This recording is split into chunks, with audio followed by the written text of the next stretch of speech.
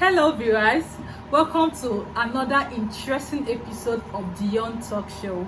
Good morning, good afternoon, good evening, depending on where you're watching from. This is Doris with our Hi viewers, welcome. Stay put with us. Today we'll be talking about ways on how to curb, if not totally eliminate, infidelity in marriage. In as much as we are living in a society filled of infidelity, it's very possible to maintain a home void of infidelity. Today on top of our list is empathy.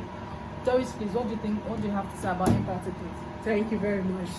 Okay, looking at empathy here, we are talking about putting the other person in your shoes. I don't know if you understand what I'm talking about. Yeah, in a scenario of husband and wife here, we are just what we mean by empathy here is that before you do something, ask yourself, if my spouse does the same, how am I gonna feel?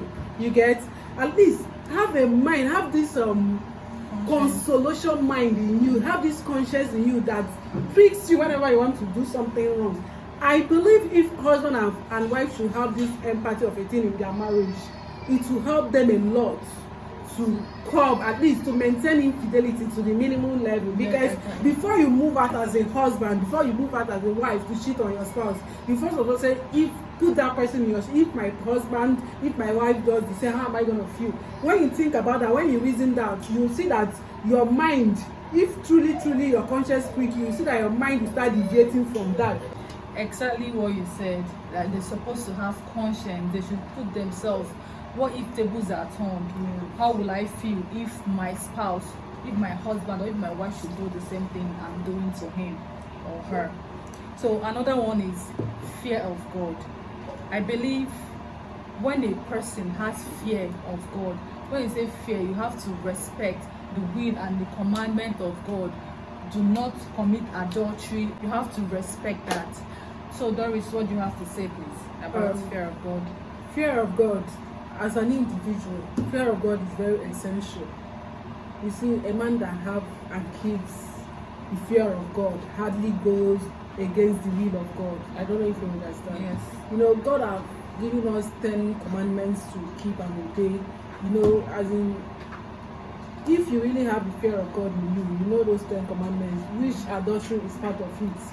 So a person with fear of God in him or her can hardly find it difficult to go against the will of God. Before you do so, before you think about cheating in your marriage, before of all say, this thing I'm about to do now, is it going to please God? If it's not pleasing in the eyes of God, your conscience, that fear of God in you, will conquer that feelings.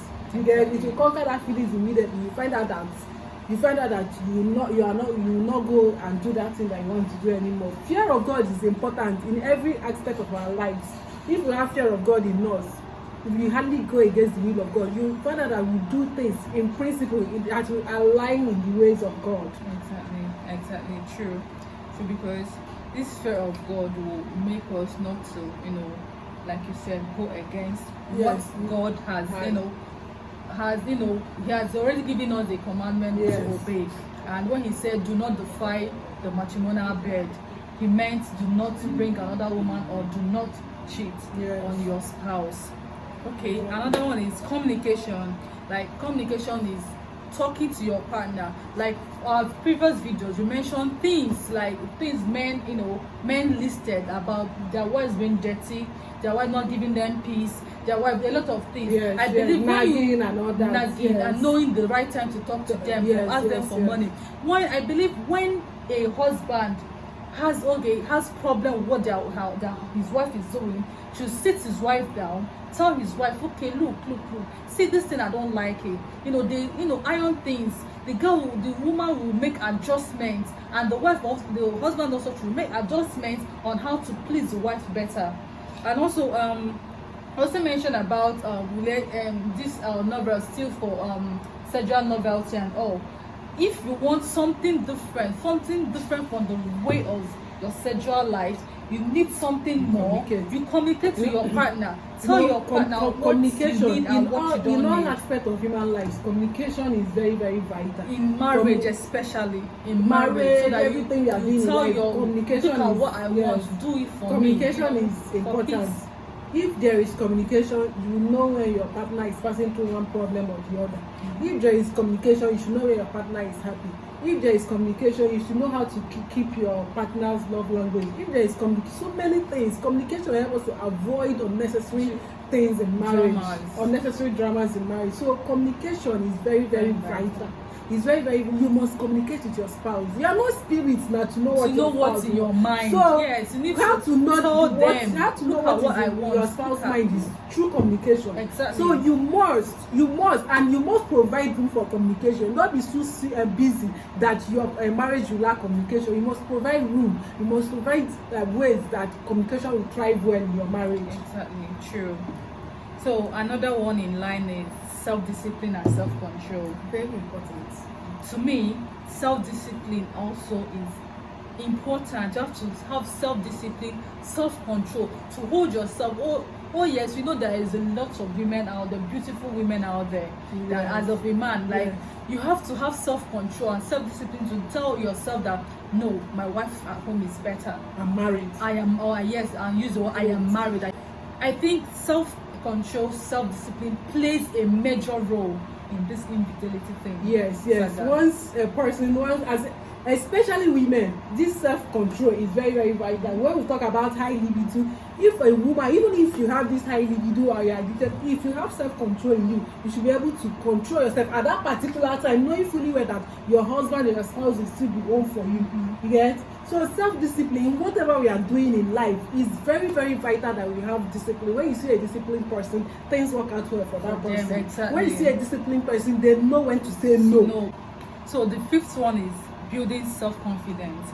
This one plays for people who have low self-esteem, because a lot of people have low self-esteem and they don't even know. And exactly, they don't even know. So you need to build your self-confidence to know that any rubbish or anything a man dish out to you, you are not going to accept it. You have to validate yourself first before you can start looking for people to validate you.